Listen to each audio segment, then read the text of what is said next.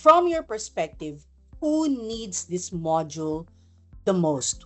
Oo. I apologize. I'm actually going to say it's for any organization that invests a significant amount in advertising because you want to make sure it's correct.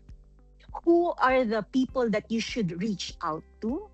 To me, it's really the heads because they're the ones sitting into the P&L and saying, what happened? We invested this much. What happened? So those are the people who feel the pain Yeah. and may not necessarily know the nitty-gritty, but don't worry, that's our job. That's Right. our job to figure out the nitty-gritty to say, training ba ang solution dito? Tao ba ang solution dito? Or do you have the right partners? Do you have those things? We can work it out with them, but they are the ones who feel the pain point.